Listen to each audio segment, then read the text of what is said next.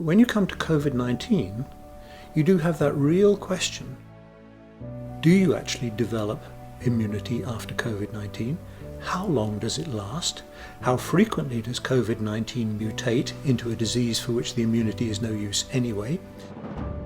And will another coronavirus 2021 or 25 come along in the future? I'm Simon Sutcliffe. I'm a physician by training. Much of my time is spent with novel and innovative technologies and also working in the lesser resource world around cancer control, palliative care, various forms of interventions where in Canada we can show some know-how to people who need to develop their systems. So Biologics is a privately held Canadian biotechnology company, and it's been working over the last few years on the development of an innovative technology program related to immunology and immune responsiveness. You shouldn't think about disease because the Q technology is not about diseases. It's actually about the biology that underlies the host response to the disease. And with Q, the underlying ideology is this is not really about covering up the symptoms. Clearly, if you control the disease, that's going to be a benefit.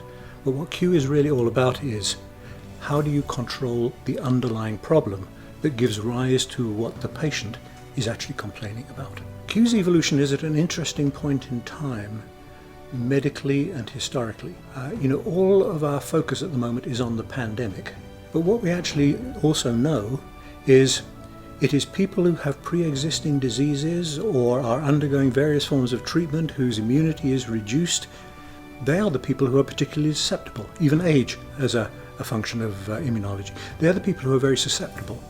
So the pandemic is not isolated. The pandemic is tied into the risk factors of the population as it relates to their diseases and their conditions. So what we understand with Q Biologics is when you give the site-specific immunomodulator, its principal action is to reignite, refire up the innate immune system, the very primordial way in which we interact with insults to our body from our environment. And it reignites what it has seen previously back in a past life, but it brings it back up to current reality.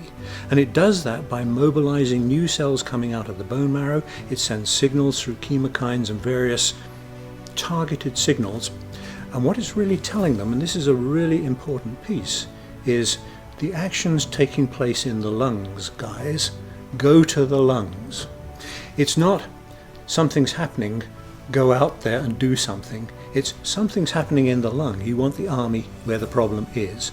And so the innate immune response is fired up exactly where the pathology of the disease is actually taking place. And so what it's doing is reawakening the immune system, but focusing it around where the problem is taking place and sending the army to where the action needs to be taking place. What we have actually works on the underlying basis of why these are problems to us. And if we can change that underlying immune responsiveness, reprogram immunology, and bring it up to where a fully functioning, normal, non-infected person stands, then potentially we can address many of those things that are causing the real contemporary challenge that we see with all of these problems together. With Q, we have something that will actually reprogram the immune response, that actually you have the potential to intervene on a whole raft of things that are extremely important. And if you could do that in a way that said we can do this safely, it's actually available and accessible, it will not be hugely expensive, and it can be available whether you live in Cameroon or whether you live in Canada, that has huge potential.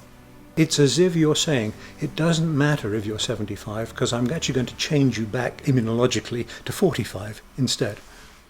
Could we prevent this disease? And could we establish how it will not actually happen in someone?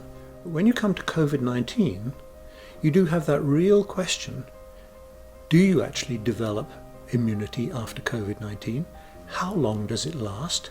How frequently does COVID-19 mutate into a disease for which the immunity is no use anyway? And will another coronavirus 2021 or 25 come along in the future? Even if you had a vaccine, you're going to run into the problem, is that the actual answer? Or is it a step towards a benefit?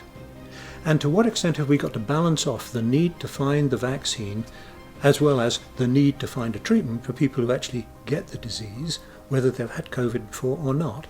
So in a way, you can't sort of put all your eggs in one basket, because all the diseases don't live in one basket for all the eggs to fill. And you've got to have at the back of your mind, my strategies have got to deal with prevention, they've got to deal with risk, they've got to deal with vaccination, and they've got to deal with treatment. And I think when we come to something like Q and SSIs, you're not going to say you shouldn't be looking at a vaccine. Clearly that's absolutely right. But supposing you say, well, the vaccine actually isn't that effective in the population, and it does need to be repeated and boosted, might you actually say, well, why don't we have a vaccine and Q's SSI? Because if the vaccine is going to be enhanced by the presence of SSI, if more people respond to the vaccine, if the vaccine induces immunity for longer, you're getting a benefit that you wouldn't otherwise have. Well, the reality is people don't care whether it's a vaccine or whether it's a therapy. They want you to get rid of the problem of the disease. And so bringing together things that may work in different ways can be a very effective strategy of saying this will give us more benefits to how we control these problems. You know, it's been 10 years going down the road with Q.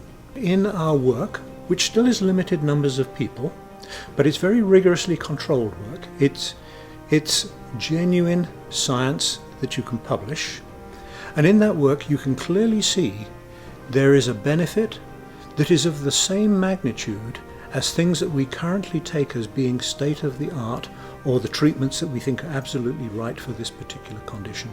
We're dealing with something that is very competitive to and very comparable to the benefits that we can see in the best of circumstances. We're seeing it with a very safe product, a product easy to use, ubiquitous in whether you use it in high resource countries or low resource countries.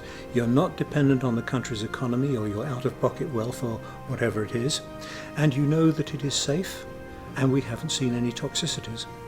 Well, you know, if you were to say, so is it as good as the best thing we've possibly ever had, and could it be available and really have no problems whatsoever?